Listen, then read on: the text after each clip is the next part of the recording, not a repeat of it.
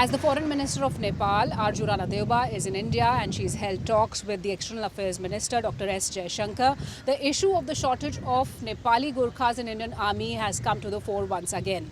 There are concerns among the army because the traditional ethnic Gurkha units are facing a shortfall of these Nepali Gurkhas, and around 15,000 of these soldiers are depleting in numbers. There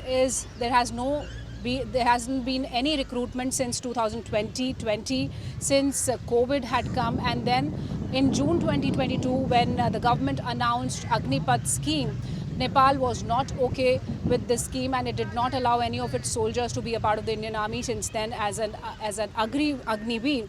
And this deadlock continues. But now when the foreign ministers are talking, there is a ray of hope that the discussions can happen over the Agnipath scheme also, and India can convince Nepal to send its soldiers to become a part of the Indian Army as Agniveers too, because the traditional ethnic units which have been a part of the Indian Army for over 200 years and have participated in a number of wars, have been deployed in important operations, are now lacking these soldiers from Nepal who are known for their bravery, honesty and obedience. And these Gorkhas from Nepal, they haven't been a part of the Indian Army since last 4 years. Not even a single Gorkha Jawan has been inducted, has been recruited into the Indian Army, because Nepal has not been holding these rallies.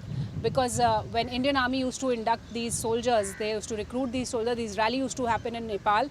But after 2020, none such rally has happened, and the shortfall of these soldiers in the Indian Army continues. There are 7 regiments of the Gorkha Rifles with around 40 units, but all these units now have a depleting ratio of Indian Gorkhas and the Nepali Gorkhas.